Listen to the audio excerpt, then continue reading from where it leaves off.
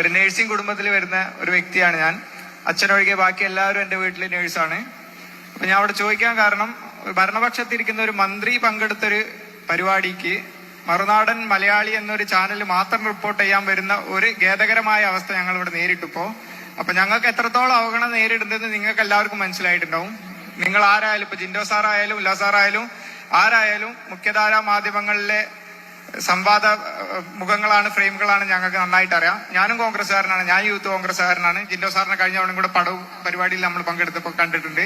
അത് ചോദിക്കാൻ കാരണം, കേവലം തെരഞ്ഞെടുപ്പിന് മുമ്പുണ്ടാവുന്ന ഒരു പ്രകടന പത്രികയിൽ ഒതുങ്ങാനുള്ള വാഗ്ദാനം മാത്രമായിട്ട് ഞങ്ങളുടെ ശമ്പള പരിഷ്കരണം എന്ന് പറഞ്ഞ് വന്നിട്ട് തെരഞ്ഞെടുപ്പ് കഴിഞ്ഞതിന് ശേഷം അതിന് ഒരാൾ ഊന്നൽ കൊടുക്കാതെ, അതിന്റെ ഫോളോ അപ്പ് ഇല്ലാതെ ഇതും തേഞ്ഞു മാഞ്ഞു പോയി വർഷങ്ങളോളം കാത്തിരിക്കേണ്ട ഒരു ഗതികേടിലേക്ക് ഞങ്ങൾ ഇനി വരുമെന്നുള്ളതാണ് ഞങ്ങൾക്ക് ആദ്യത്തെ സംശയം. കാരണം എന്താ വെച്ചാൽ, ഇത്രയും ചാനലുകൾ ഇവിടെ ഇല്ല എന്നതും ഇത്രയും ആൾക്കാർ ഇവിടെ കൂടിയിട്ടും ഒരു ചാനലുകളും 24 ആയാലും റിപ്പോർട്ടർ ആയാലും ശരി, ഏഷ്യാനെറ്റ്, മാതൃഭൂമി, മനോരമ ഏതും ആയിക്കോട്ടെ, ഒരു മറുനാടന്റെ മൈക്കല്ലാതെ വേറൊന്നും ഞാൻ അവിടെ കണ്ടിട്ടില്ല.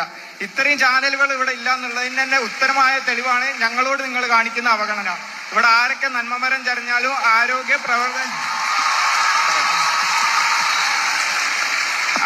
പ്രവർത്തകർക്കെതിരെ കൂടെയാണ് നിങ്ങൾ, ആരോഗ്യ പ്രവർത്തകർക്ക് വേണ്ടിയാണ് നിങ്ങൾ ശബ്ദമുയർത്തുന്നത്, പരിപാടികളിൽ ഇരുന്നത്. എന്തൊക്കെ പറഞ്ഞാലും ഈ ഇത്രയും ആൾക്കാർ ഇവിടെ വരാതിരുന്നതിൽ തന്നെ ഇതിന്റെ ബാക്കിലുള്ള PR വർക്കും, ഇതിന്റെ ബാക്കിൽ നിങ്ങൾ പൈസ കൊടുത്തിട്ടും മാനേജ്മെന്റിൽ നിന്ന് പൈസ വാങ്ങിയിട്ടും വരാതിരിക്കുന്നതിന്റെ അവസ്ഥ ഞങ്ങൾക്ക് നന്നായിട്ട് അറിയാം.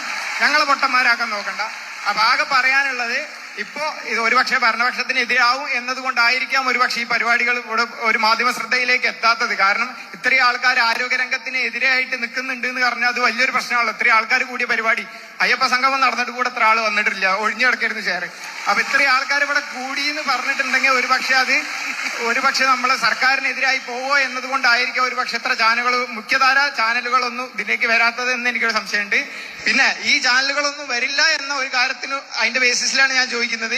ഇത്രയും ഞങ്ങൾ ഇവിടെ ശബ്ദം ഉയർത്തി ഇത്രയും പറഞ്ഞിട്ട് ആളുകളിലേക്ക് എത്തുന്നില്ല, അല്ലെങ്കിൽ ആളുകൾ കാണുന്നില്ല, ഈ ചാനലുകൾ ഞങ്ങൾക്ക് വേണ്ടി സംസാരിക്കുന്നതിലൊന്നും നടക്കുന്നില്ല എന്നുള്ളത് ഞങ്ങൾ ഇവിടെ പറയുന്നതിൽ എന്താ അർത്ഥമുള്ളത്? ഞങ്ങൾ ഇവിടെ പറഞ്ഞത് ഇവിടെ തീർന്നു പോവാണ്, ആരും ശ്രദ്ധ ആകർഷിക്കുന്നില്ല, ഈ ചാനലുകളിലൊന്നും വരുന്നില്ല എങ്കിൽ പിന്നെ എന്താ ഞങ്ങൾ